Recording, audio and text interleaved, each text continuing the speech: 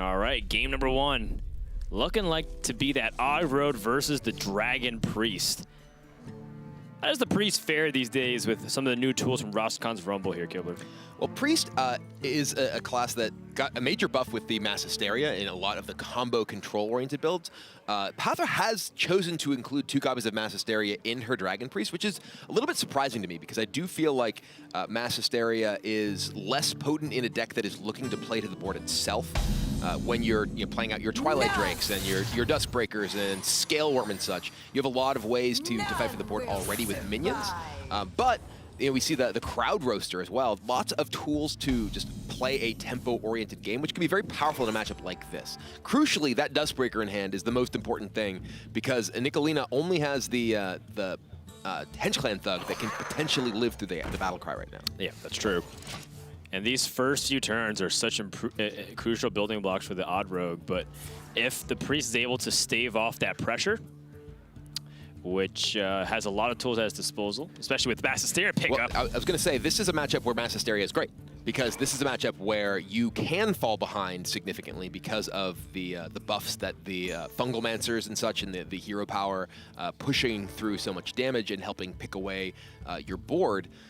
Mass Hysteria can be crucial in a matchup like this because you can oftentimes not quite survive until you actually get to Psychic Scream.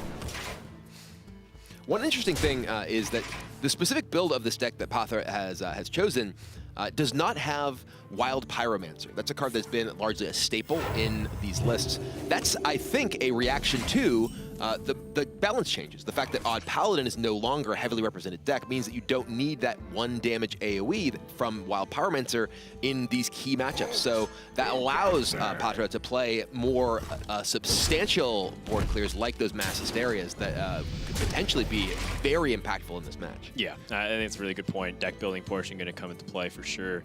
For now, with Shadow Reaper Anduin and Alex Strauss pickup, that gives Pathra a way to flip the switch and be aggressive. Now, her main priorities are surviving with Mass Hysteria and Psychic Scream in her hand. Feels like it's a really nice possibility that's going to be the case. However, Nicholena also has some of her strongest cards. She's got some top end with Leroy and Captain Greenskin to improve her power, and then she also has Myra's Unstable Element from the Boomsday Project, which allows her to draw the rest of her deck, and will most likely be able to access a lot of powerful cards to finish the game. Yeah, the Unstable Element is huge here because a lot of what Pathra is going to be trying to do is grind down the hand of Nicholena, be able to just kill her minions and run her out of resources largely. That is a lot harder to do when your opponent just gets to refuel with that Unstable Element. Also crucially, in the removal of the Wild Pyromancers from the deck we were discussing earlier, that means she's only playing 1 copy of Divine Hymn, so her ability to stay out of range of burst damage and keep her health afloat is much lower. Yeah, that's true. Keeping your health above the burst range is something you have to consider about Odd Rogue. They are very explosive with Cold Bloods and on anything. So like if you just have a single minion stick, that's an extra 4 damage for that turn, plus a little bit more if you can't clear it.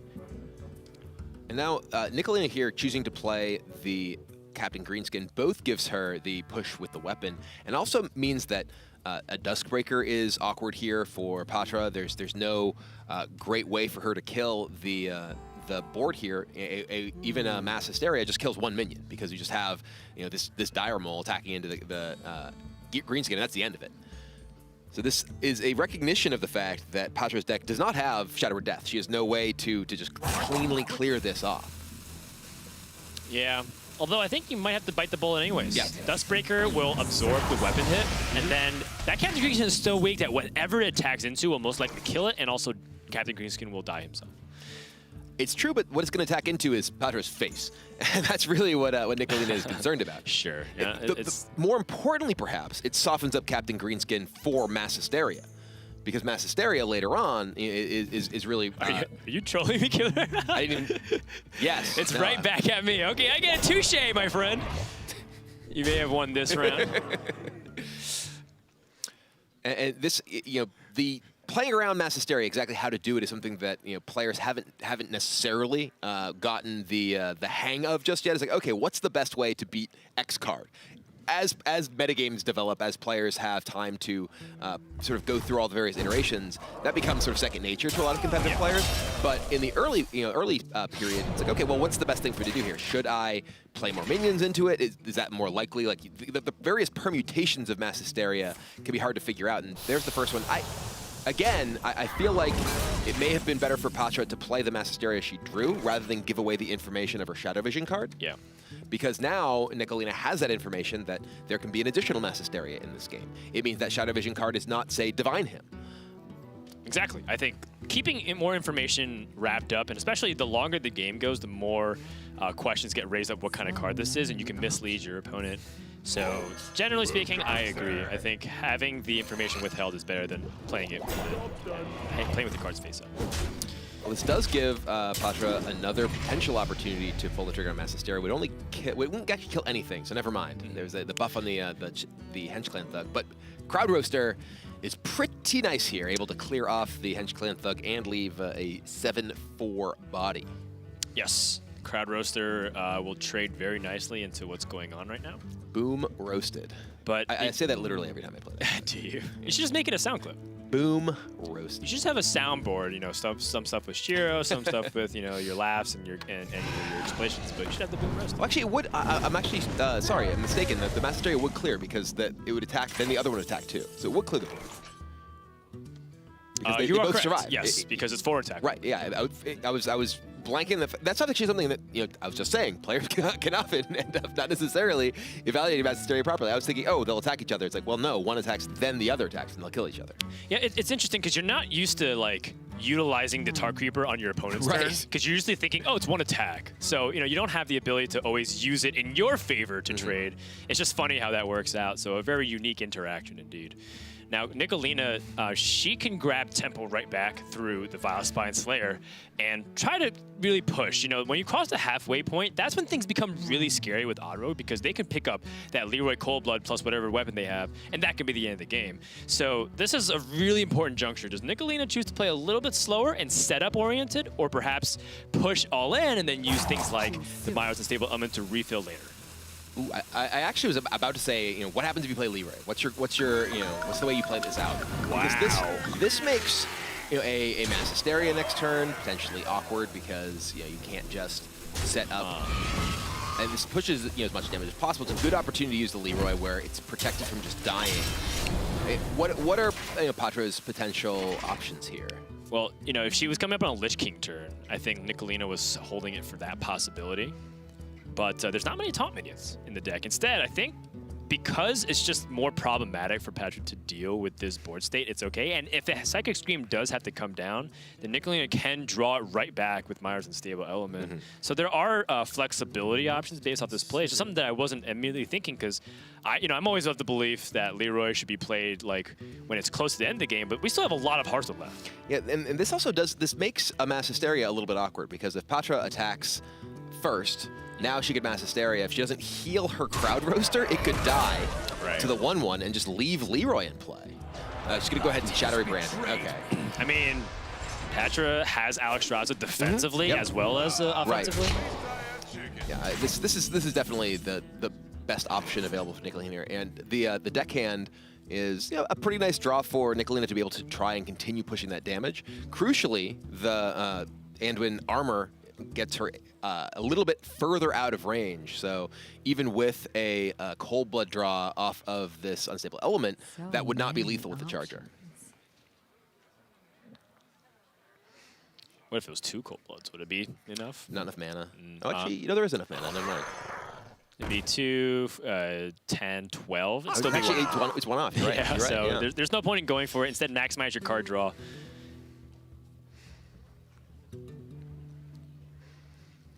I mean, I'm a fan of going upstairs and pressuring. Your opponent also just shut off one of their life gain sources through their hero power, going from lesser heal to now the Void Spike.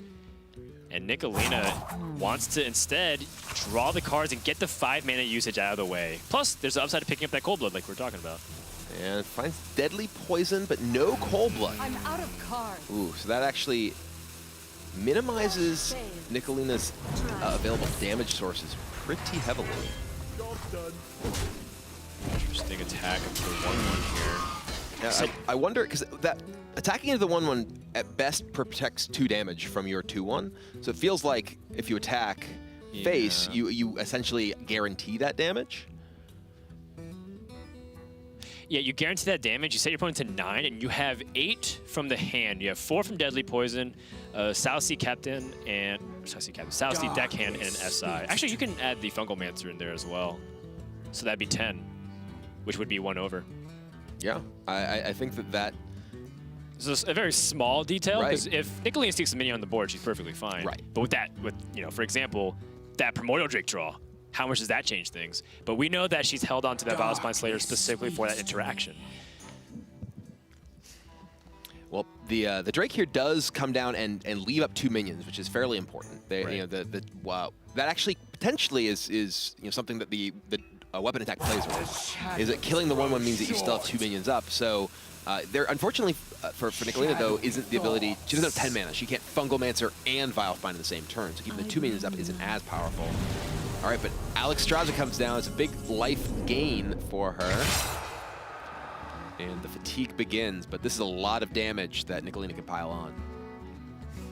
And what Nicholena needs to do here is try and figure out how to partition her damage in a way that she maximizes it, because these are the only cards she's going to have. Yeah. So what can I do this turn? And in turn, what does that leave me left for next turn? And next turn, you mostly want to have, okay, can I have a Vile Spine available to get through a taunt? And how much burst do I have available? So I think that most likely Nicholena wants to play the Fungal Mancer now. And potentially, just play Fungal Mancer and another minion, and play the Edwin.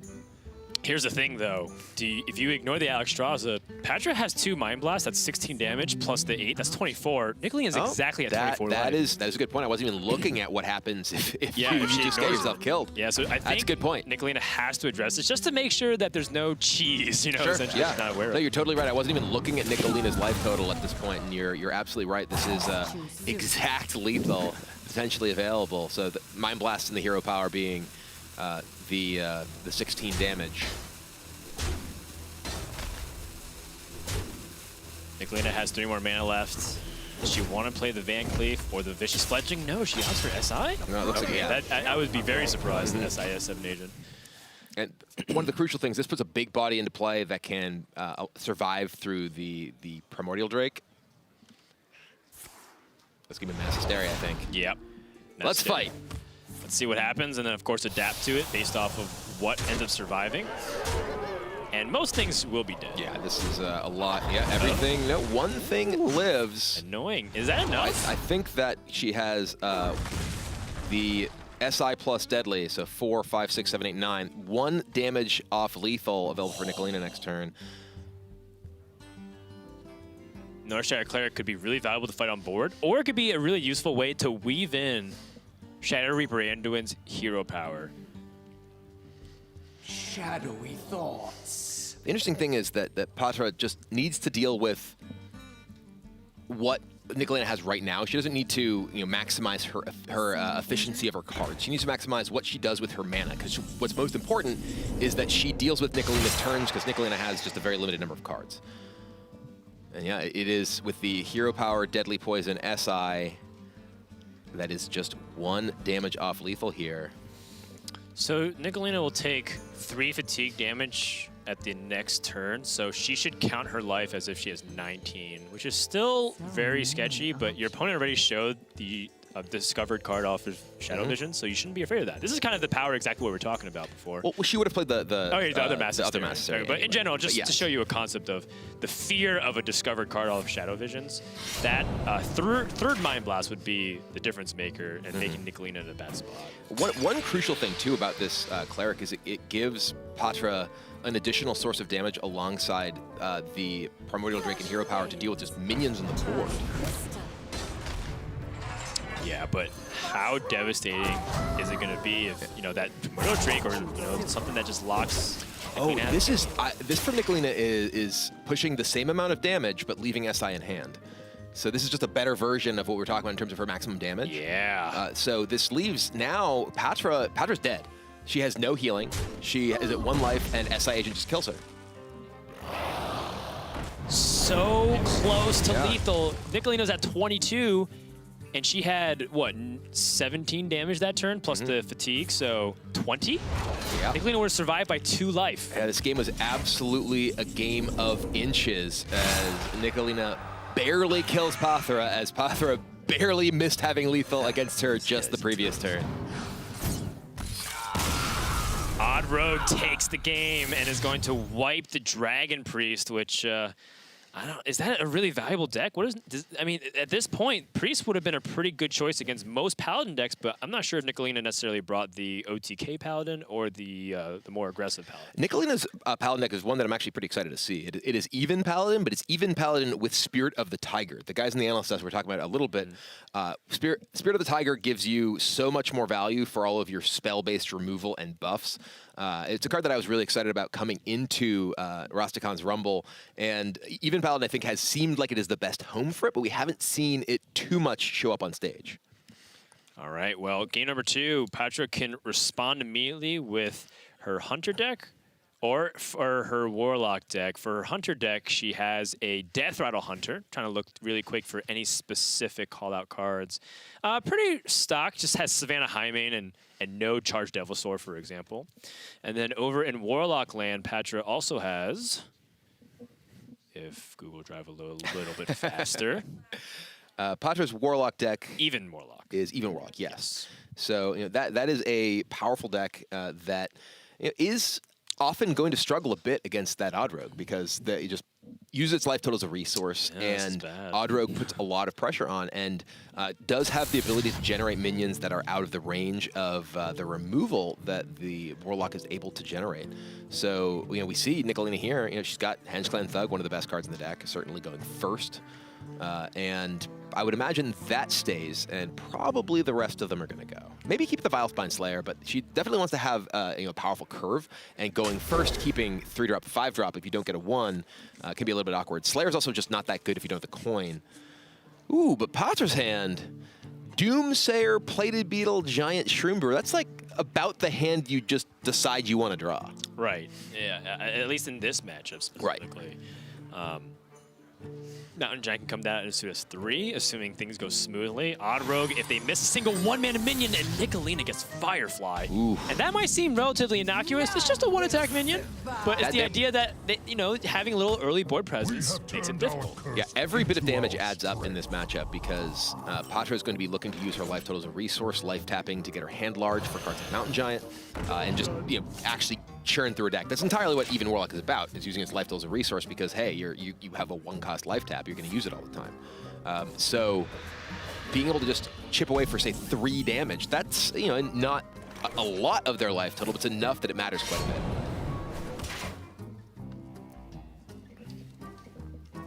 We're going to come upon an important juncture, too. Pathra obviously would love to life tap for the Mountain Giant, but she also has ways to play Disruption to give herself a little bit of a head start. Things like Doomsayer are a lot more effective now early on than later in the game when your opponent has so many ways to destroy it. But at the same time, you're foregoing your Mountain Giant. I think that in this matchup, you almost have to just Doomsayer this turn because you cut your opponent off from a key curve point, which is their ability to play one of their powerful 3-drops. Henge Clan Thug can snowball the board so quickly if you allow it to get down. And right now, Pathra doesn't have other removal. If she just taps this turn, does nothing, gets hit, plays Mountain Giant the following turn, it's like she's just getting hit by a Henge Clan Thug, and her life total is getting really low. She does have Hooked Reaver, but if that Hooked Reaver gets killed by, say, a Vilespine Slayer, that's just putting yourself in a really awkward spot. So I like this Doomsayer from Pathra setting up for a bit of a slower game. The longer the game goes, the better it is for her anyway. Yeah, and, Nicholena can respond. Yeah, there is the possibility of just Flame Elemental Cold Blood here and killing the Doomsayer. It's not clear it's worth it, because that's just a lot of damage that's going into the Doomsayer to effectively protect a small minion. If your opponent just then has the ability to clear off your board, there isn't that much, though, that actually just kills the 5/2 Firefly. It's the 4-mana cards. It's Spellbreaker, Right. it's Hellfire, it's Spellstone. Yeah, there could be coin into one of those, and then where are you? You have no dagger up. You're going to play a Henge Clan Thug without a dagger up the next turn. We saw 1 card keep from Pathra, Yeah. which is the Mountain Giant. So Nicholena says maybe it's like one of those Spellstones that are really valuable in this matchup, or like a really early game threat. So that's kind of what's weighing on her mind. And with that arrow, it shows that Nicholena is leaning towards just letting this go. Yep. And I like this from Nicholena here. I think that so often players decide, oh, there's a Doomsayer. I can kill the Doomsayer. It's like, well, that costs you a lot. Killing that Doomsayer costs you not only 7 damage, but also the resources that you're committing toward it that could potentially be used later. Now Pathra, she is going to have a decent follow-up here with the ooze. Wow. I was going to say a decent follow-up with the plated beetle, but the ooze is huge because that shuts down Nicolena's ability to use her Hench Clan Thug as a threat this turn. She can't even play Hench Clan Thug without it just dying to that ooze. Yep, exactly. And you can see the tech cards really coming into play. 2 acidic swamp ooze, a Doomsayer, and a plated beetle. I mean, that's pretty much the works. You see people usually mix and match maybe like a plated beetle or, the Doomsayers and maybe cut back in other places. But Patra's lacking a little bit more on the heavy side of her deck just to shore up that early game, which is why she felt confident at least having a better chance than traditional even Warlock versus Odd Rogue. And now Nicholena is very far behind. This is her turn 4. She should be, cold-blooding her Hench Clan Thug. She should be, getting ready to set up for a big Fungal Mancer, but that is just not going to happen. Yeah, now Pathra can just play her Giant. She's at a relatively comfortable 20 life. I like it. She's even able to tap into the Giant. It's good. I mean, she has Hooked Reaver as well, so Right. kind of bait Nicholena into one of those things where, do you want to attack? I can play a 7/7.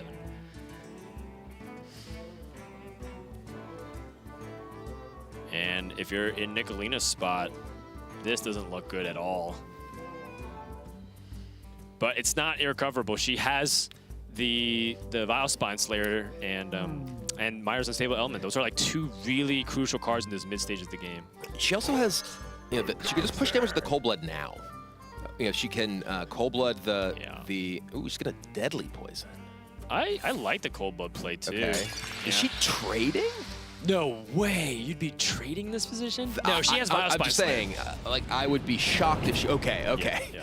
I was a little surprised she was using the Deadly Poison on the weapon that's just 1 charge, but she just wanted to get in the damage now and just maximize her mana. I haven't mapped out what the future turns look like in terms of how much she's actually going to be able to get in over turns, but I think she may just want. She's thinking, okay, well next turn I'm going to Dire Maul plus Vile Spine, so I want to put myself in a position where I'm just using that mana. I'm not going to have another opportunity to necessarily dagger up. So she just wants to squeeze in just the 2 damage from the Deadly Poison there, which in retrospect, looking at how that plays out, makes a lot of sense. Yep, and this Vulgar Homunculus, by the way, a really nice pickup, so that way you can upgrade that Spellstone. And now the removal of the board. It's going to spell disaster for Nicholena if she can't recover very easily. She does have some good cards, but it's going to take time. And if she uses Vile Spine Slayer now, there's plenty of other bigger threats coming. Right. And Pathra chose to play this rather than use the Hooked Reaver because it ensures her more against the potential Vile Spine Slayer, which makes a lot of sense to be in Nicolena's hand, and is much more devastating because now Nicholena has no board, nothing to potentially buff up and push through. Well, I mean, it does have the Deadly Poison, number 2, which is something that's probably the best case scenario in this spot. I mean, I guess you might as well just throw everything in. Get it. I mean, the Dire Maul is a combo activator, but I don't know. Because you're not even threatening lethal. So even holding on to the Vile Spine, what is it trying to accomplish in this position? Well, I think that being able to activate Vile Spine to get through a Hooked Reaver is pretty important here. Because you're not currently threatening lethal, but if your opponent gets a Hooked Reaver down and you don't have an immediate response to it, say you draw a 3-drop next turn, you can just die. Okay, that's fair.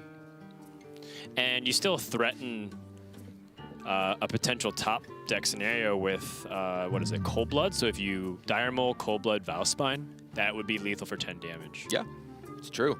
Potentially, we may see Pathra respect that with just a trade. A trade or a Defile. Oh, man. She could Defile into Hooked Reaver. I think I'm a lot more okay with... Yeah, it's a trade. Oh, my goodness. Missed 8, and it would have been lethal. Oh, my goodness. Pathra with the heads-up recognition that there is a combination of cards that kills her here. And you know there will be the smorks in chat saying missed 8 damage, but if Pathra had taken that 8 to face, she would die right now. Wow, what a play.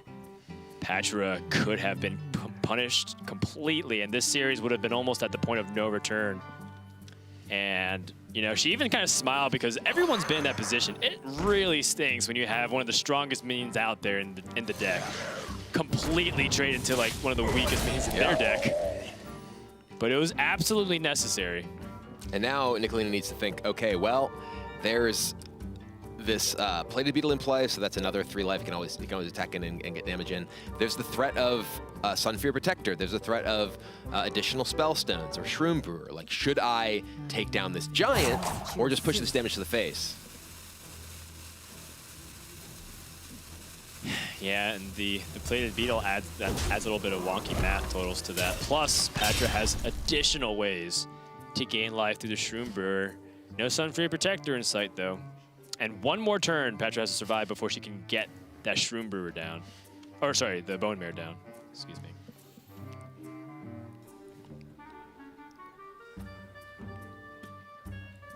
There's a board clear here with the file, so you can bump the plated beetle into the dire mole, and then you'll have a nice 1, 2, 3, 4. No, you won't. You can just whatever. Use the file clear. It's still fine, and then you can Shroom Brewer afterwards. I feel like I'd be really scared to life tap in this position too, wouldn't you? Well, life tapping, yeah, it starts to get pretty scary because you're thinking, okay, well, what could you have? What are the possibilities? There's still Leroy in the deck. There's still Leroy Coldblood. So, you know, Pathra needs to be thinking, well, not only do I need to deal with the board here, but I need to actually try and pad my life total as much as I can.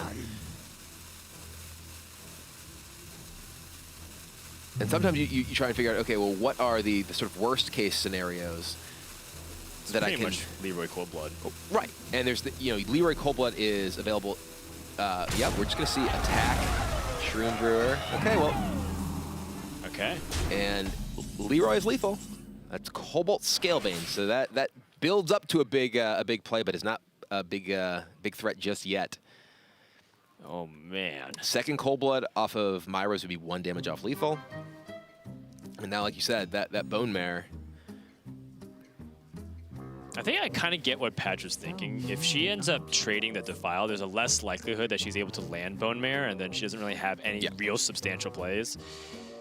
That being said, that is still scary because you just also showed 2 different lines. One that you will play to make sure that they don't have the ability to draw into lethal, but now you're just presenting a much stronger front.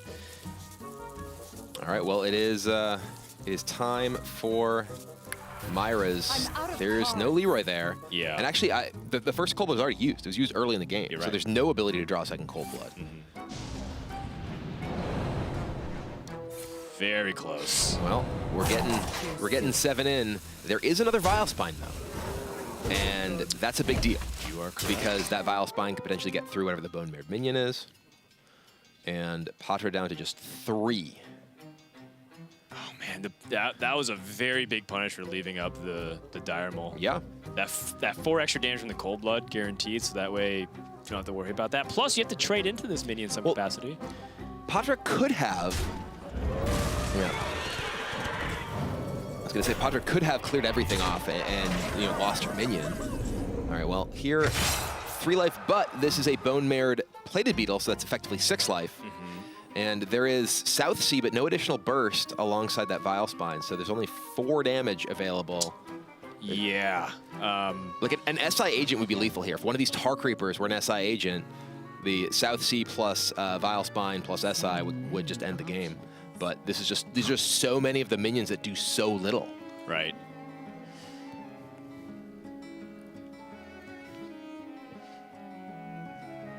And it's small stuff like that, where like if Patch is able to turn around this game, things like that small acidic swamp ooze just to disrupt the weapon. Maybe that just ends up being the difference maker. Here, I mean, can Nicholena, you know, keep herself alive for another turn and potentially still just have minions to squeeze out a potential kill next turn? Right. But that's kind of the advantage of what Pathra did the previous few turns, where she has multiple forms of AoE now. So if she keeps the board clean, and she doesn't see like some kind of Leroy play, which she still has to respect because she doesn't know confirmed if there is no Leroy. But, I mean, maybe she's able to outlast and even just wait till Fatigue eventually gets the Outro. She's just in a game of don't die, survive as long as you can. And it's hard to do when the board looks like this. There's 2 Defiles. You can play 2 Defiles and a Shroom Brewer, I think is your best way to try and stay alive. You can attack. If you Defile Shroom Brewer, I think you clear the board and have a Shroom Brewer. And you're at 8? Yeah. If my math serves me. You need both. Yeah, but I mean, at that point, you're basically still dead to Leroy, plus the poison dagger. But I think you just gotta take your chances at that spot because I think it's your highest success rate for a win here.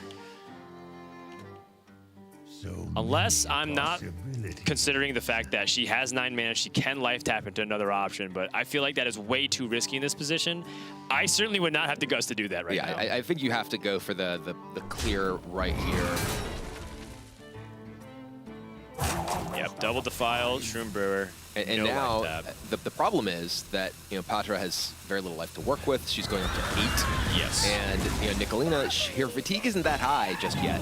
She still has a handful of threats. She's going to be able to reload here. She doesn't need to end the game right now. Okay. But Pathra's just out of gas. Pathra has again Greymane in hand. This Skulkengeist and Mountain Giant, obviously very powerful in some matchups, but very, very weak in this one. At this stage, at least. Yeah, I mean, Skulkengeist would have been great a long time ago, which is why it's another reason for Nicholena to push damage the way she did, because the threat of Skulkengeist removes a ridiculous amount of burn in the deck with 2 deadly poisons and 2 cold bloods. So there's 4 damage with the Southsea Deckhand and the Fungal Mancer, plus the daggers at 6. So had Pathra life tap, she would have been rested in pieces. But now Nicholena has to be a little bit considerate of, does she allow Pathra to attack her directly? And I think that's what's causing a little hesitation. Heart Reaper feels like it's good to protect your life total just a little bit, so that way Nicholena can't get counterattacked. I think what Nicolena's plan here is to go as wide as possible, play a big Edwin, get the damage in from the dagger, and that leaves her with the dagger up and the ability to push damage with Southsea Fungalmancer if anything remains on the board. So with both Defiles gone, there's only Hellfire, and that can actually clear off most of this. And so they have to be like Spellbreaker Hellfire here in order for Pathra to not die. And then you just kill her with the burst from hand. Ooh, there's a Hooked Reaver. Hooked Reaver does matter, but I think that even with Hooked Reaver here, Patra's going to need more help because that's a gigantic Edwin on the board.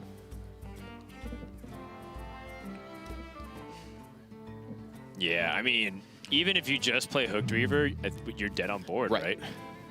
Because the Edwin just trades, and then there's 5 damage.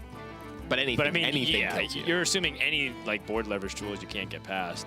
So then what can Pathra even life tap to if she's even willing?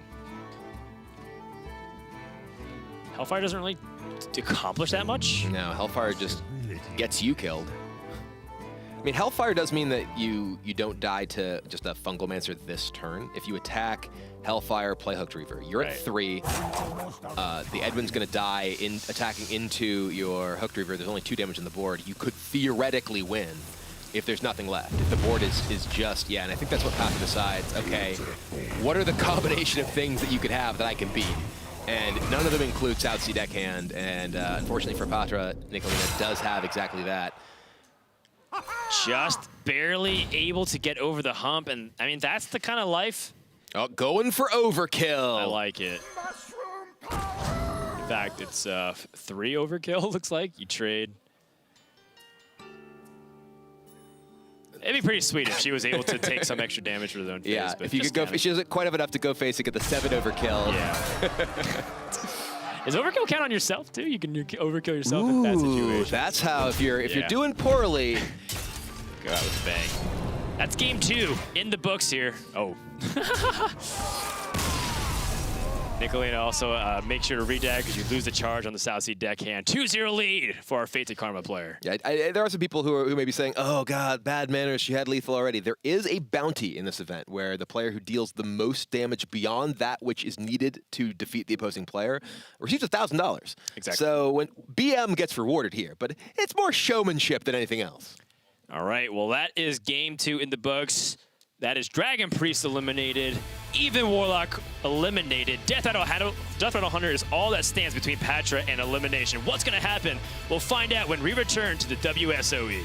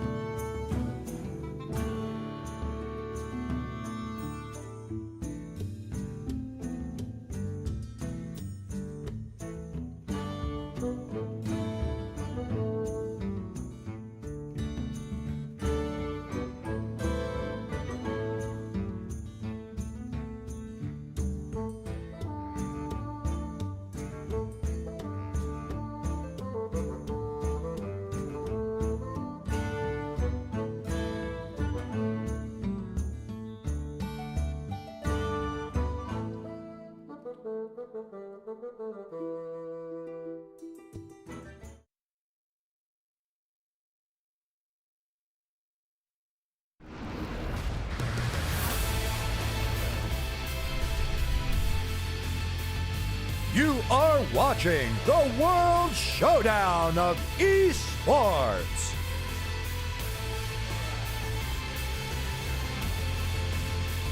Cheers, Bruce. We are back here with the WSOE. I'm here at the Republic of Gamers Command Center. I've been keeping track of all of the action that's happening in our final game of the group stage, or final games, because we have 4 going on simultaneously. I'm going to give you a quick recap. Here in Group A, we have Chandyland up against Arya. Now, Arya's been struggling a little bit. It's 2-1 right now in favor of Chandyland, and it could well be over soon. Her hand is not looking good. In Group C, we've got Gia versus Skaraki.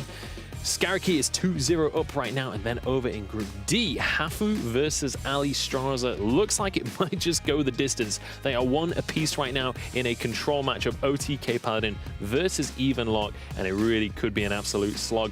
But it's about time that we jump back into Group B. That's where our main group is going to be happening. But first, I'm going to kick it over to Lauren. Thanks so much, Joe. Yes. Well, I just want to say we love hearing from you guys, so make sure to tweet at us using @WSOE. We want to see what you think about the broadcast. So let's head to our Twitter screen right now. I want to show some of our favorite tweets that we've seen so far today. This one is from Katia. She says, I'm really enjoying the WSOE Play Hearthstone tournament. Fantastic casting, great production, and likable, interesting competitors who I'm discovering, such as Teeves Gaming. I'm loving the pink hair, and I think this could be another girl crush. #WSOE. We also have one other tweet that I wanted to show to you guys. So let's put that one up on the screen. It's from Ephria. Sorry if I'm butchering that name. It says, it's amazing how excited I am about WSOE. Usually there are 1 or 2 people in an invitational who I root for, but many I don't connect to. This time it's different. There are so many I've talked to whose careers I follow for months or years. I'm rooting for every single one of them. It's incredible to hear from you. We want to be able to put your tweets up on our broadcast, so make sure to tweet at us @WSOE. And also, I want to do a poll question for you guys on that Twitch chat. I'm going to read it to you. Who was the strongest player in the group stage? You can vote on the Twitch stream using the Blacksmith extension, so put that in there. Who do you think was the strongest player in the group stage? Frodan, Kibler, sending it over to you guys, our wonderful casters. Thank you very much, Lauren, and I agree with all those tweets, especially the likable casters part. Very much a nice touch. I don't Shout like out to all any of the people. casters. Wait, no. I like me. No. Well, I know there at least is one person that you like, and that's Shiro. But That's where true. is Shiro? I thought he was going to bring him in today. He actually has been just hanging out with Natalie, having a little bit of a slower day today. Okay. He was maybe a little bit under the weather this morning, and we're hoping he's feeling a bit better because he doesn't want to be crushed by all the fan attention. He needs to have his beauty stuff. The stadium is filled with so many fans right now, Kayla. They'd be mobbed. Listen, anywhere I bring Shiro, he gets mobbed, okay? Yeah, well, I mean, the reason why it's empty for people who are curious, I have seen a couple of questions that people have sent to me. It's a closed studio set, so just explain, because some people are saying, I want to come watch these competitors, I want to meet Pathra, I want to meet Nicholena. Well, you got to wait at least till this series is ended before you can request that if you happen to be in the Southern California area. Let's go into game number 3, where Nicholena is 1 game away from sweeping with this odd rogue, and it is going to be one of the best matchups possible because Hunter is great, and I mean, it is one of the most represented popular decks currently on ladder, but it does have severe weaknesses to aggressive strategies, particularly this rogue deck. Yeah, the ability to defend yourself with Death Rattle Hunter starts at around 4 mana. You have your flanking strikes, if you see Pathra choosing to keep that. And the problem with that is if your opponent gets off to a blazing start and starts hitting you in the face, you don't really have much to stop it, and you can't really keep up. But Houndmaster Shah that we see in Patra's opening hand is one of those cards that can swing the game back in your favor if you're able to get a good opening with, say, a Devil's Sour Egg, and you can play Houndmaster Shah into a play dead. That can really help you gain the initiative back. Yeah, that's right. It's Keleseth. That didn't get nerfed. It's still a fantastic, one of the best plays you can do on turn 2.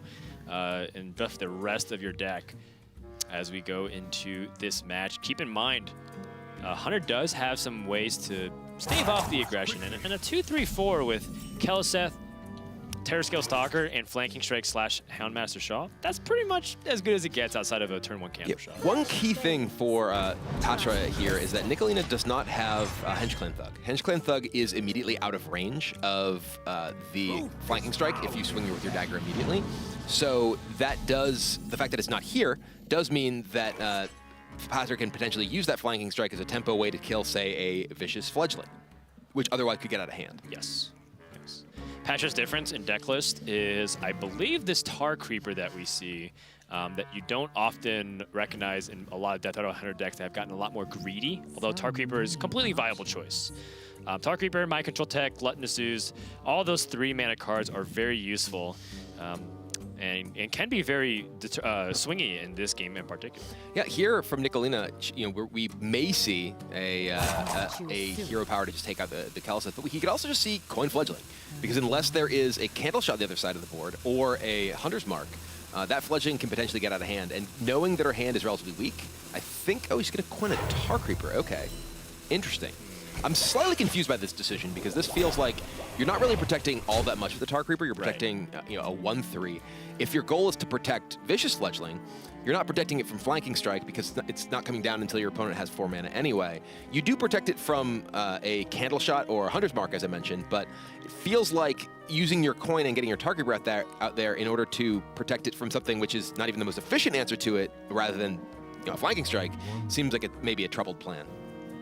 Yeah, I'm inclined to agree. Although, in the end, it does only die to that Flanking Strike, which Pathra will prioritize. It's one of those cards that, when she's tracking, she's looking for very specific removal tools, like Flanking Strike, like Candle Shot, like Hunter's Mark. So it's kind of one of those difficult decisions where you have to read what's the better play, not only now, but in the future turns, in case she drew the perfect card. Yeah, absolutely.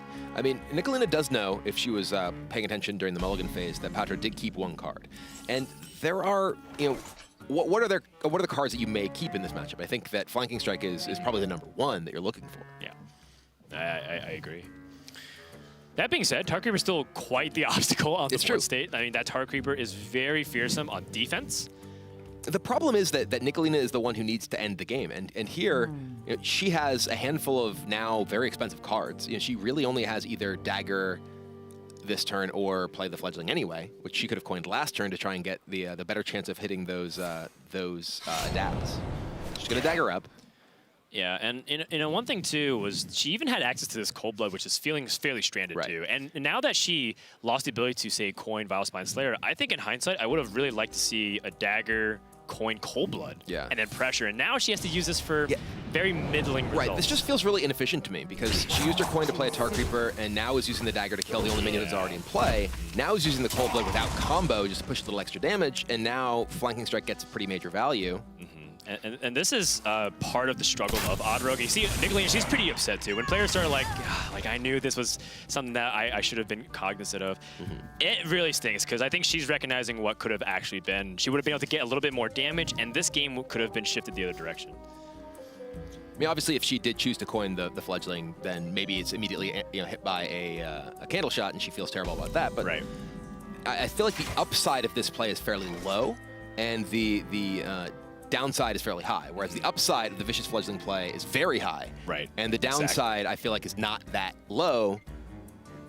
Well, if you think about it, too, it's like that just sets up nonstop wave of must need to remove. You first, the Crystallizer, or the Dire Mole, or is it Crystallizer, excuse me, needs to be killed off. Then the Vicious Fledgling adds a second minion that needs to be removed. And then you add the Tar Creeper, which can protect all those things, and that gets in the way, so you don't have the Candle Shot Hunter's Mark combination anymore. And that's when Odd Rogue just kind of feels like it wins very effortlessly. But now it feels like this is going to be a struggle through the rest of the game for Nicholena. I mean, there is now this Fledgling in play. There's no easy way for Pathra to deal with it immediately. That's true.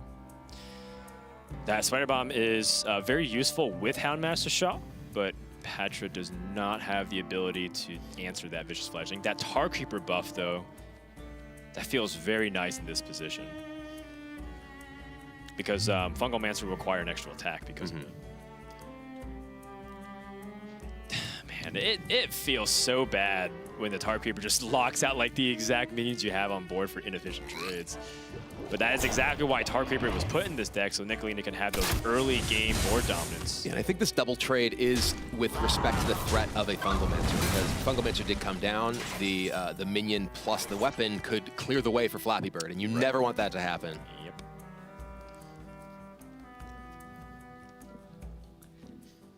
Whew, well, this is not exactly ideal for turn 5. Turn 5 is usually when Odd Rogue starts cementing its end game plan, because that's how fast it tends to play. And now I think what you have to do is figure out if you want to try and set up a very aggressive approach, or you want to play a little bit more setup oriented, like play Cobalt Scalebane and maybe simply pass.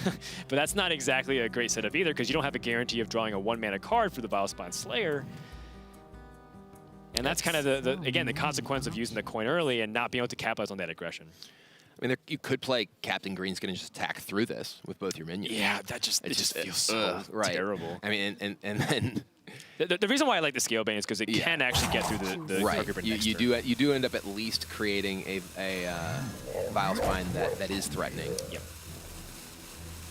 But on the flip side, what does Pathra pick up here to maybe respond? And I mean, Deathstalker Rexar is still a pretty powerful card, but not right now. Play dead. Play dead. So Playdead, Spider Bomb Playdead here is pretty powerful. Clearing off either of these is very impactful. It is not super efficient. And there is the possibility of not getting your Spider Bomb attacking with the Houndmaster shot, but you're getting the immediate death rattle anyway. Yeah, I feel like I feel like that may be what we see Pathra do here, because she does need to kill these. She does need to kill at least one of these, because right now, if that Flappy Bird, say there's a one-drop Bile Spine, Flappy Bird gets to hit, all right, it goes down. That's a pretty big result, though that Scalebane is still a big problem, because that Scalebane will continue to make any minion that Nicholena. Ooh, and there's South Sea Deckhand, so that can be Deckhand into Vile Spine. Yeah, that was a very important outcome there for Pathra. At least to keep her health total. Right. I have a feeling that this game will start to swing back the other way into the board for the next turn for the Hunter, and then Rogue will have to hopefully swing back with their own tempo plays. But right now, Nicholena does have the ability to push damage, although with that Spider Bomb on board, it's just very scary because of the implications of what Hunter can do with it. Nicholena could just play the Deckhand into the Vile Spine Slayer, and then choose to just value trade with the Cobalt Scalebane in order to give a better shot of it's missing like 5. something, but it is a lot of damage, right? And what are you protecting yourself from? You're protecting yourself from Death Rattle Enablers. You just saw one. Your opponent could have potentially played a different one last turn too. It does mean that this Deathstalker Rexar. Man. Yeah, Rexar here is devastating. Yeah, clears the entire board. Just shuts down all of Nicolena's aggression. And now she has to start back from scratch. And she doesn't have that great of tools. Her best play is Captain Greenskin or these double 3-drops. Right, and now we're getting to the stage of the game where the Death Rattle Hunter deck is very powerful. Once you get to 7, 8, 9 mana, you start getting into Katrina territory. And especially with the Rexar hero power available now for Pathra, it is a brutal road for her to really, rather for Nicholena, to really actually finish the game before we start seeing lifesteal rush minions that just start picking apart her board and swinging the life total back in Patra's favor. Which with Grizzly, now that you've seen a Vile Spine Slayer and the Ooze. Oh. By the way, your minion is too small to get through this, dies attack into it because of the Caliseth buff, and that buffed weapon, it's gone too. Right. Things are just coming up really good for Pathra. And I mean, this is one of her worst matchups in the entire series. So this has to be giving a huge confidence boost if she's able to finish out this game. And also another really crucial element, pun intended, was Miles' unstable element for Nicolena's past 2 victories. Right. You can see like how vital that was for Nicholena to get just enough gas to push. And without it, it feels like it can fizzle very easily if you don't lay those appropriate building blocks down in the first few turns. It's just like, all right, I gotta chip away at this 10 health.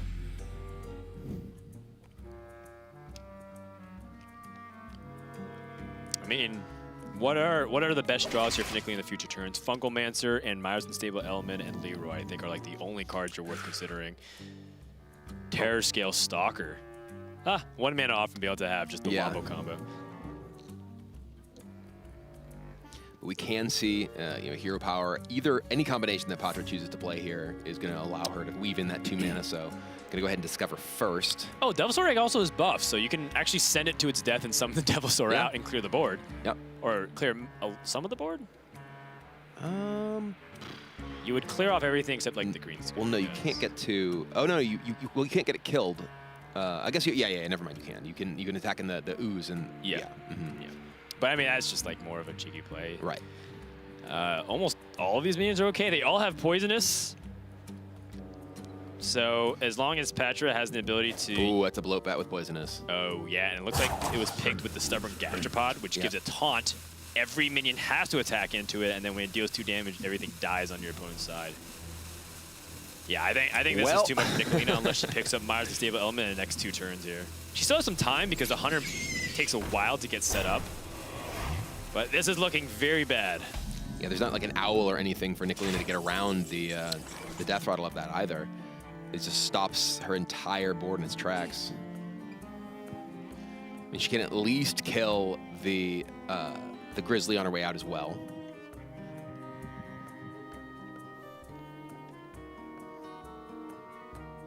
but this is a rough situation here for Nicholena. Yes, but what Nicholena can do is pick up a little bit of pieces by clearing off like the Witchwood Grizzly before, you know, the inevitable wipe on her own board. So you can trade both these minions, attack with everything, and then just kind of like build back from scratch, just Firefly and SI7 agent. But that's kind of what we're talking about. Now you're giving Hunter an ability to be proactive instead of just being defensive the entire game so far. And that's where Hunter starts to become really scary because they have some of the most powerful late game available when you combine Deathstalker Rexar with all their insane late game tools. Yeah, look at Patra's next turn. Townmaster, Devil's just Egg, nuts. there's Gelstalker.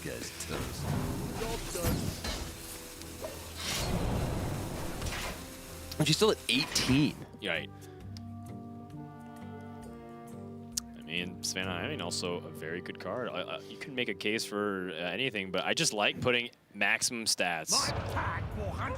Yeah, this is just an absolute massive board swing here. Makes a 4/4, makes a 5/5. Can attack with both of them immediately thanks to clear. the rush.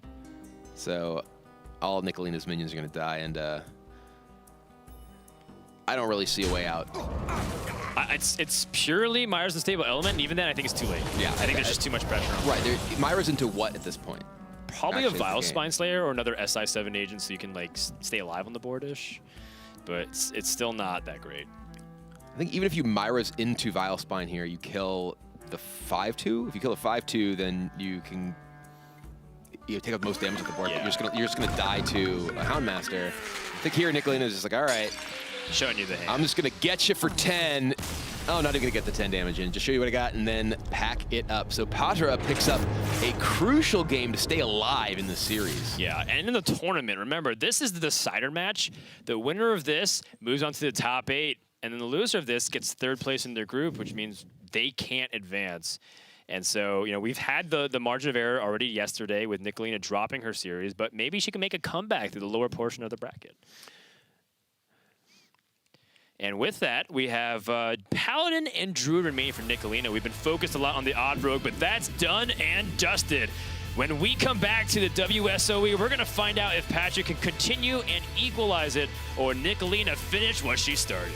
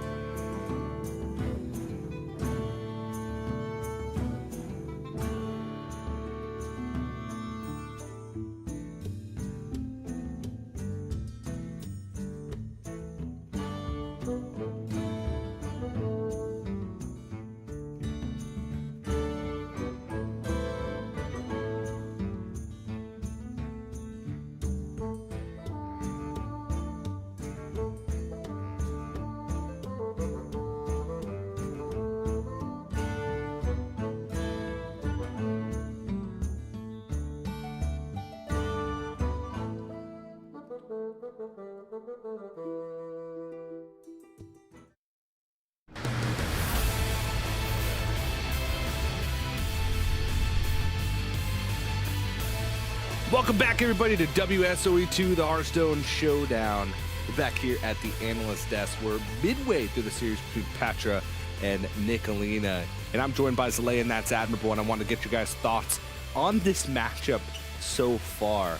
We've seen some pretty solid technical play overall, I'd say, this series. That's admirable. I think at times we've seen some very solid technical play, and at times some things that may perhaps are a little bit less focused on overall gameplay. And I think that sometimes players could be playing a little bit stronger to the board, thinking specifically on Nicolena's side. Some things that look a little bit strange to me, like the Doomsayer versus the Even Warlock. I'm killing that Doomsayer every single time and saying, you better have a Hellfire or the game's over. And even if you have a Hellfire, I have a follow-up with a Hench Clan Thug. To me, it's little moments like that can make big impacts, but they create different kinds of chains as well. You know, saving things, it saves her some stuff that she can push with later on. To me, the big one is that the games are just so much closer than I would expect them to be. Some of these games I would expect to be absolute blowouts, and in some cases they're going the opposite way of how I expected. I'm a simple man. I like Hearthstone. I love good Hearthstone, and I've really been enjoying this series. Not everything's perfect, but so much of it's been difficult and good, and I'm just loving every second of it. Yeah, a lot of difficult decisions have to be made, especially when, with that odd rogue, Myra's Unstable Element comes into the picture because you're on a clock. Got to figure out the most efficient turn every step of the way. But we do have an update now on the bounties that we've been slowly talking about over the course of the broadcast. And we actually have the current leaders in each category. Teebs leads with 7 damage of overkill. So a smaller number than I would have expected, but still a big number. I think we got to see that one on stream. We have Gia and Skarakai tied for the most unique bans, and then most 3-0 sweeps is currently tied 4 ways with 4 players having 2 3-0 sweeps delay.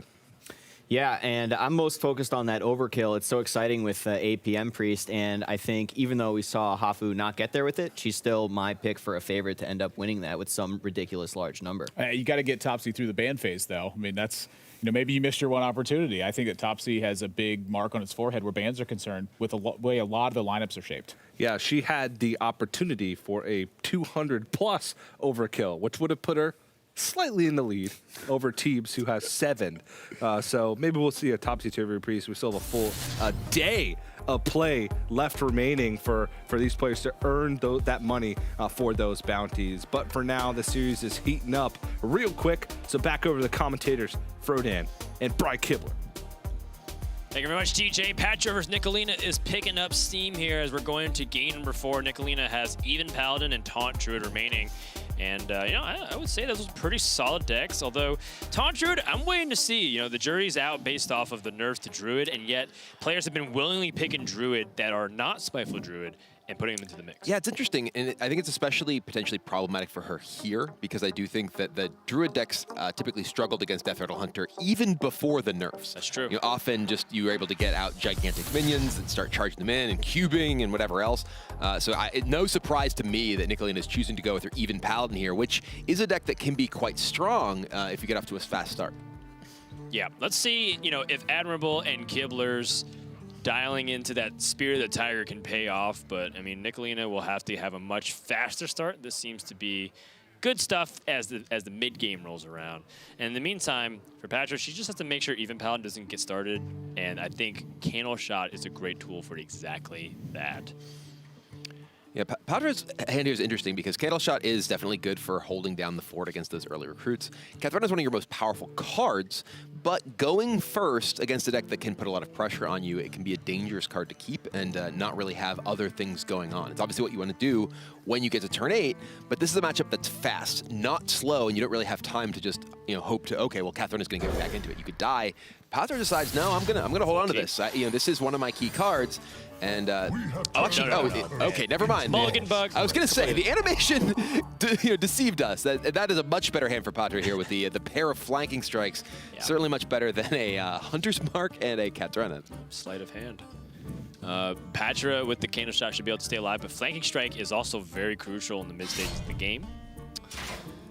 It actually lines up fairly well into a lot of these plays, like Corpse Taker and the Glass Knight with Candle Shot. I think paired together with that should take out most of that. Caveat, of course, is Spirit of the Tiger. So we'll see if that ends up coming out. And much of this early game is going to be dictated if whether or not Nicholena can end up building her board, which doesn't seem to be the case, but there is that tiger, or spirit of it, because the tiger is actually Shirvallah. Yes. Yeah, the Spirit of the Tiger is actually very interesting in this matchup because a lot of the way that a deck like Death Rattle Hunter will deal with your opponents and minions coming down to potentially get buffed is, well, I have Flanking Strike, I have Hunter's Mark, I have Spider Bomb. Spider Bomb can still deal with it, but Flanking Strike, Hunter's Mark can't stop the Tiger before you get an opportunity to use the ability because it does come into play stealth for a turn. It comes in stealth, but I mean the coin Tiger into Blessing of King just, I mean that's momentum that is very hard to reverse, and then you have to deal with the Spirit of the Tiger being buffed itself, and then whatever else it produces from that. So I feel like Nicholena is going to have a really good opportunity here because Pathra only has the Spider Bomb and the Hunter's Mark early on. But the Spider Bomb is potentially an issue if you do say coin out Spirit of the Tiger. Say your opponent kills your Kangor and then activates the Death Rattle of their Spider Bomb. Stalker played up. Yeah, or even just Flanking Strike on itself. Oh yeah, that's really cute. I like that. So perhaps Corpse Taker there is the better play to just try to see what your opponent can do in response. Or perhaps is there something else? I mean, I don't know if I necessarily like the Blessing of Kings here. So it comes down to the Corpse Taker or the Spirit of the Tiger, and both seem kind of weak in the face of the Spider Bomb. Yeah, this is definitely an awkward spot. And I was gonna say I think equality here is not bad because if you just equality clear this, you're essentially trading your equality and your Kangor, granted, for the Spider Bomb, but you're stopping your opponent from being able to kill your Spirit of the Tiger, which your hand is very powerful with. So this is a little bit of a unusual line with inequality, but I like it. I was about to recommend it right before Nicholena seemed to pull the trigger. Yeah, I like holding on to all of those 4-mana minions. Plus, you can utilize the coin for 6 play. So let's say you play Spirit of the Tiger, for example, instead of the Corpse Taker. You are able to coin Spiker Steed if you end up drawing. And this True Silver is interesting, too, because it allows Nicholena to clear off this Wolf if she chooses. Playing the Spirit of the Tiger essentially commits your future turns to playing these spells. And I don't know that they're necessarily that good right now. I think that playing a Blessing of Kings with the Spirit of the Tiger is okay, but it exposes you to Hunter's Mark, doesn't necessarily build a huge board. Nicholena decides she wants to go for it, though. Yeah, I think eventually she needs to put on pressure because we're coming up on the turns where Hunter can start doing some pretty wonky things in terms of combos. So I think for her, she feels like if she takes it a little bit slow with True Silver Champion and her opponent develops, Witchwood Grizzly or something like that, she's just not going to be able to put any aggression on. Well, there is the Blessing of Kings, which can give her a 4/4, make a 4/7 Tiger here.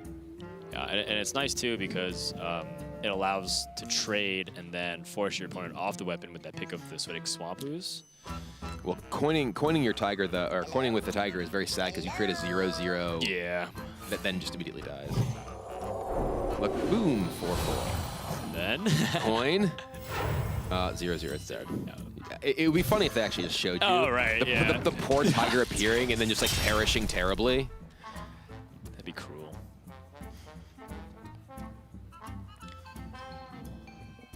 I like the trade into the 3/3. I know it might seem kind of painful, but I don't think you're winning without having cemented board position, so you don't want them to pick up any other easier trades. Yeah, the fact that Patra's turn, the last turn, was just Devilsaur Egg made the Spirit of the Tiger actually end up working out very well for Nicholena here because there's no real threat to any of her minions right now. She's been able to develop a pretty strong board.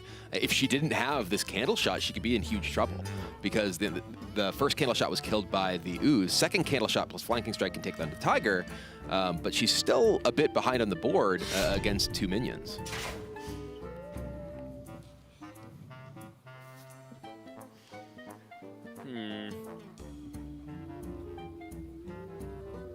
Yeah, I'm trying to figure out like an alternative line. Ooh, Hunter's Mark. So then she's going to double remove. All right.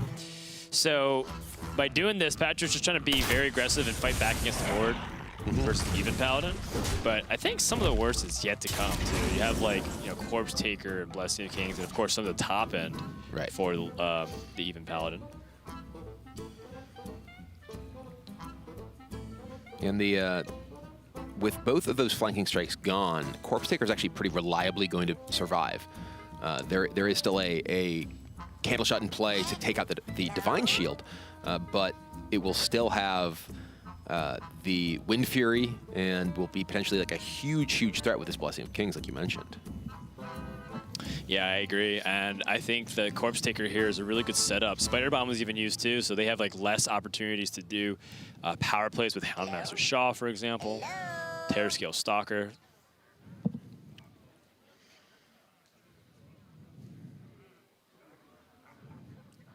All right, Hydrologist. Let's see, pick up a secret. What will Nicholena find inside the box? None of these are super exciting. Repentance, rather, can be very good if Pathra does find a Witchwood Grizzly that she just wants to play from hand. Interesting, okay. Yeah. So this is to prevent... Well, if you played Corpse Taker and it had Taunt, it would still be able to deflect the Candle Shot value. Huh. That felt like a really good opportunity. Yeah, I feel like, especially with Blessing of Kings in your hand, right?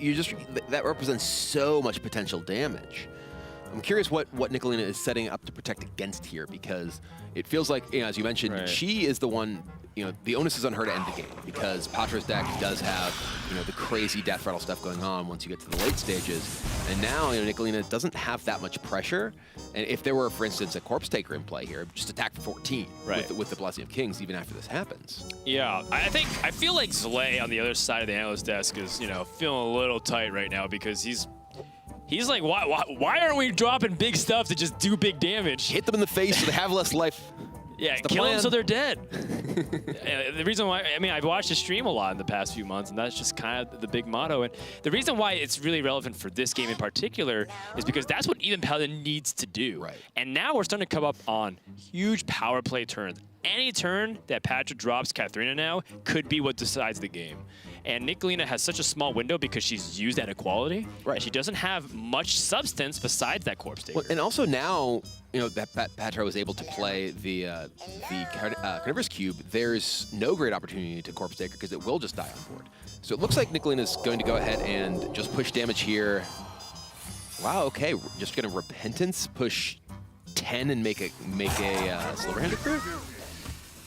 All right. Because, the secret does mess up some of the way the attacks could go. It does, and definitely we'll see how Pathra chooses to deal with this. But now, this True Silver Champion that she played last turn isn't great at actually killing either of these minions. So she does just push face. She does have Valenier, and Valenier can be super scary here because Pathra is getting quite low. All right, well, Houndmaster Shaw gonna get Repentance. Yeah, that works out brilliantly, and now Pathra also sees the secret, so she can pick up the optimal trades. Right, so now,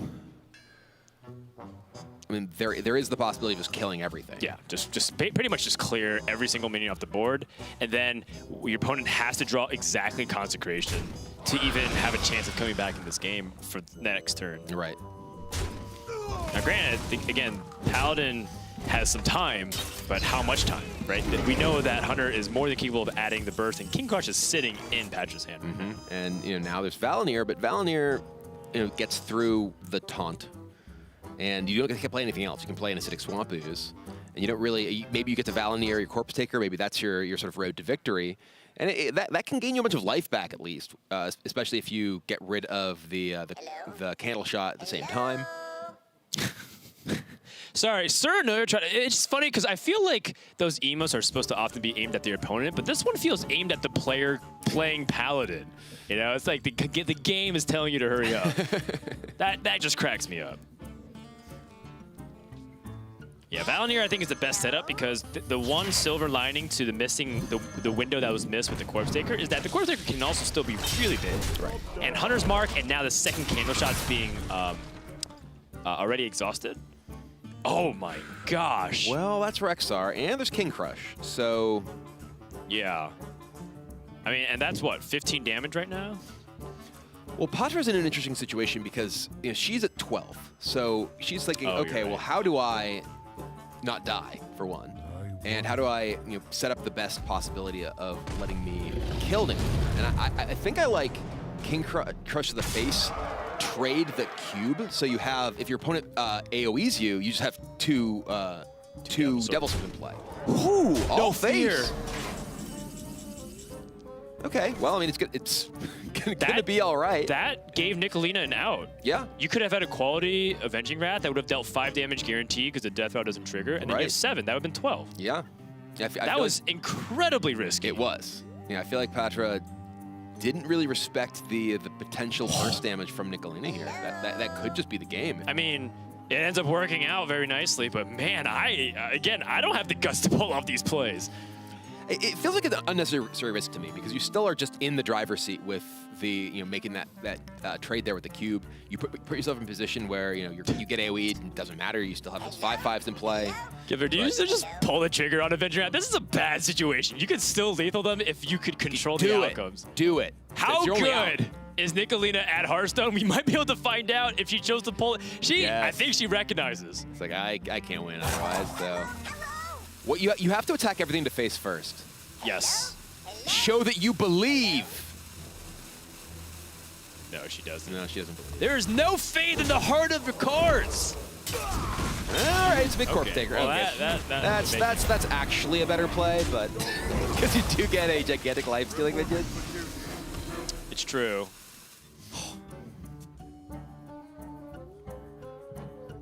Ziliax. Looks like Deathstalker Rexar can help clean up a little bit of the board. Yeah, I think you just want a hero power Ziliax. Yeah, rather hero power Rexar. Yeah, I was like, why I say hero power Ziliax, that order for no reason. Yeah, so when your opponent goes back up to 8, it doesn't feel like you're likely to close out the game with hero powers, so you can invest in the zombies. This does still have lifesteal, right? It's just hidden by the... I think so, the Death Rattle icon. Or does it? Because is there just the Kangor? Did she play Kangor? She did play Kangor. I guess that is that's the only lifesteal minion in her deck. She doesn't have okay, so that's actually a big deal. Well, if it doesn't have lifesteal, that actually I wonder if you should have just played Ziliax. Right, if you just Ziliax and then you still have your hero power. Wait. To guarantee the lethal. Yeah, you're totally right. Okay. I thought there was. I was just on the assumption. I had it in my head that it had lifesteal, and that's why I was like, okay, you can do this. Yeah, but then exactly. Right, realizing that it doesn't have lifesteal, I think Ziliax is stronger because you're just guaranteed to have lethal even if your opponent, Spike Ridge Steeds here. Okay, hopefully Avenging Wrath has to hit King Crush once. That's it. Oh wait, stop hitting the eggs! No! Well, that is not what you want to happen when you try and clear the board. Just leave 10 power up, and we are going to a game 5 between Pathra and Nicholena. Turns out Nicholena is not very good at Hearthstone when she plays Avenging Wrath. That was the worst possible outcome. That was actually the worst possible outcome.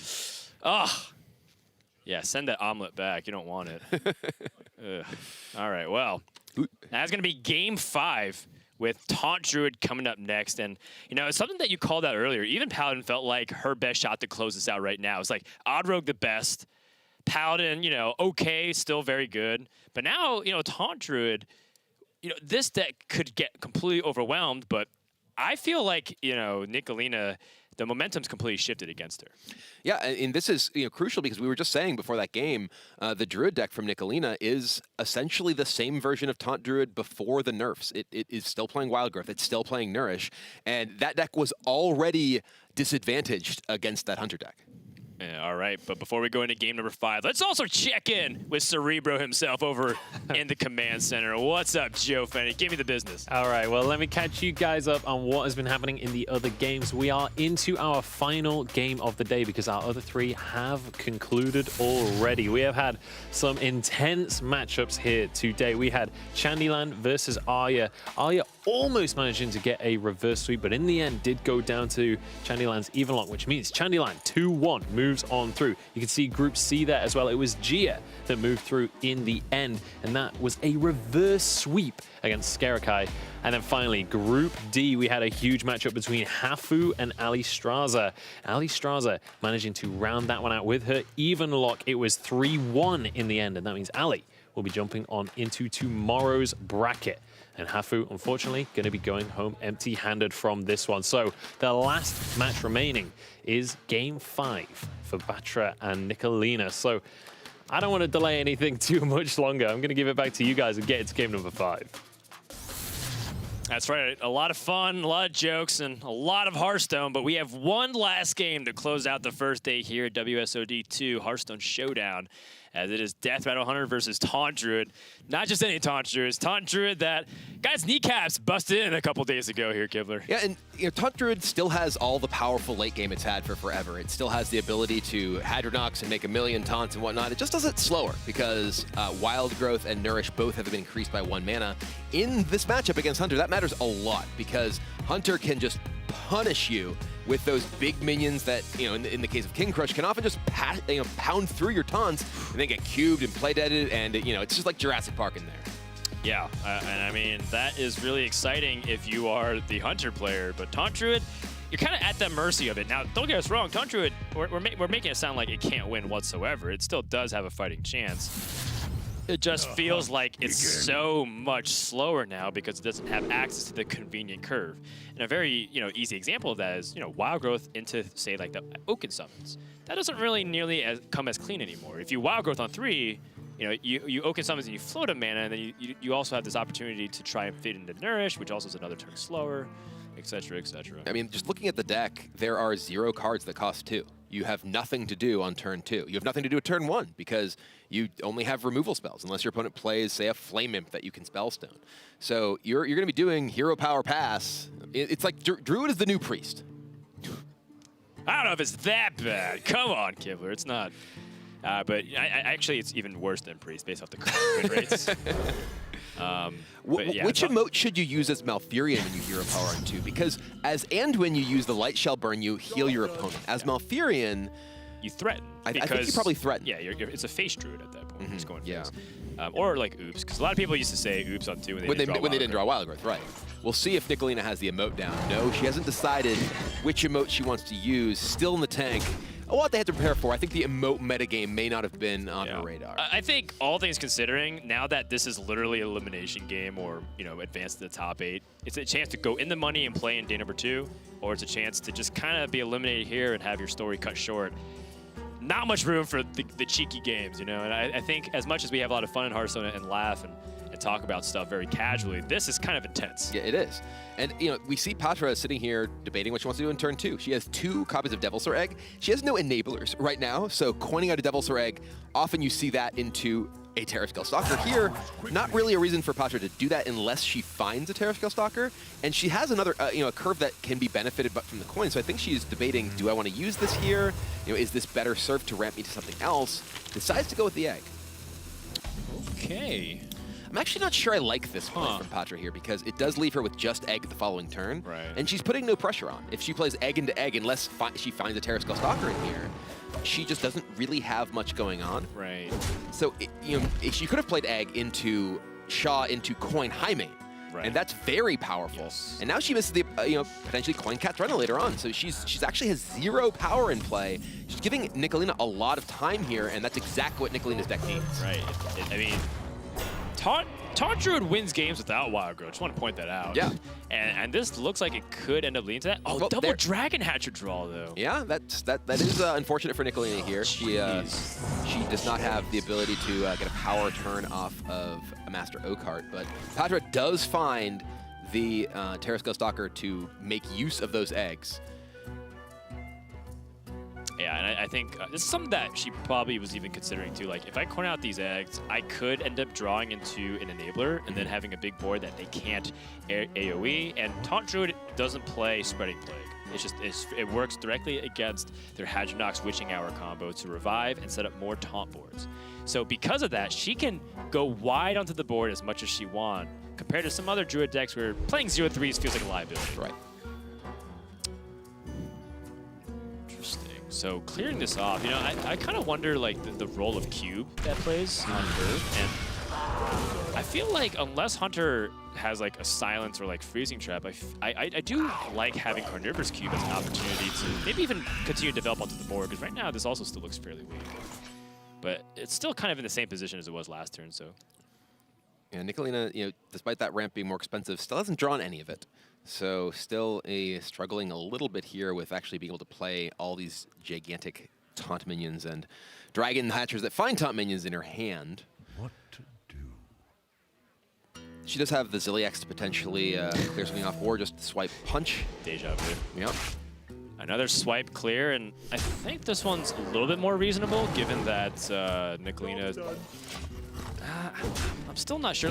So here's the problem: is that Hunter's best is yet to come. This is all just kind of an appetizer to the main course. Exactly. Yeah, this is just leading into the big stuff. And Pathra, she has she has Kathrena. There's Nourish. Got 6 mana. Hey, it ramps to 9. It does ramp to 9, so that is when the parade of giant taunts starts. But is it too late? There's already 10 power on Patra's board. She has the ability to start throwing stuff out there. There's even Houndmaster Shaw plus Spider Bomb. So one big taunt does not get the job done. Oh man, and let me tell you, high main might be the main course here, Kibler, but we all know what the dessert is when Kathrena hits the board. That's the end of the meal. Hunter is satisfied, and they are going to close this game out. 6 mana Nourish. I mean, honestly, 5 mana Nourish wouldn't have even really been a big difference here because you'd only have 4 mana remaining. But still, this is definitely one of those scenarios where Nicholena is like, oh my gosh, if I was able to get out a little bit more defense, I wouldn't be as much under pressure as I would be right now. Let's just ramp up, and Pathra. Also, I kind of finally get the soul of the card meme. After all these years, I think I finally can wrap my brain around it. Because Nourish for 6 just looks strange. Wild Growth for 3, it just feels weird, like wrong almost. I don't know how you feel. That's just me. I think it's completely rational given how much Druid's representation is, though. I'm not complaining. I'm just telling you how unusual it is. It's one turn away from Kathrena hitting the board and completely overwhelming Nicholena based off of a Pulse King Crush. Pathra, again, doesn't have that Charged Devil Sword, though. She opted for more anti-aggro options. Not the most useful in this matchup, but still good enough because the high main goes uncontested. Yeah, this is a awkward spot for Nicholena no matter what. Pathra has a lot of options, and I like this just throw stats in the board. We're just going to throw stuff in the board. Next turn, is there a big thing? She could potentially just Spider Bomb it. She could potentially just play Kathrena and throw whatever comes off of Kathrena into it. Well, Primordial Drake is some kind of defense, but without Master Oakheart like you're talking about, this feels like Dragon Hatcher can be very unreliable, and then if your opponent has a single Hunter's Mark, you're just in big trouble. I mean, the Dragon Hatcher at least prevents just a rushing Spider Bomb from guaranteeing punching through whatever big taunt you get. So this gets boop.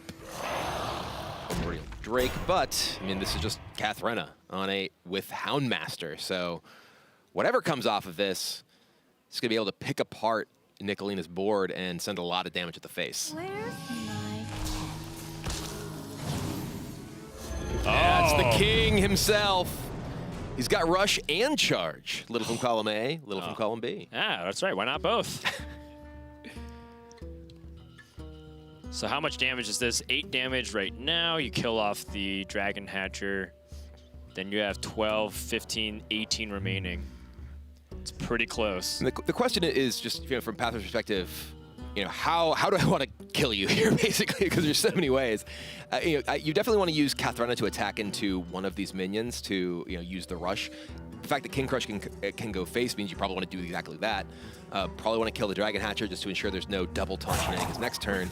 And yeah, this is frankly, I don't see a way out of this for Nicholena. I think that there's, Hadronox doesn't do enough at this point. Even if she had Hadronox naturalized, just a couple of taunts. She just hasn't been able to play nearly enough this game to be able to keep up. And you can see also why a lot of players are prioritizing a Ban Hunter first strategy. Nicholena choosing to leave this up because she had the aggressive decks is not panning out. Especially because she had Taunt Druid remaining. It was either Taunt Druid or Control Priest, and I feel like both are not exactly the best in case scenarios. But regardless, Nicholena, how can she survive the situation, if at all? She cannot. that is really what it boils down to. I mean, she could play a Sleepy Dragon, hit the other Sleepy Dragon. She has theoretically 24 health here.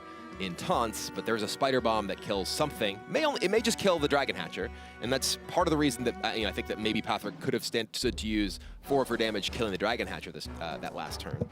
But regardless, even with all that much going into play, I don't really see that being a winning position for Nicholena at this point.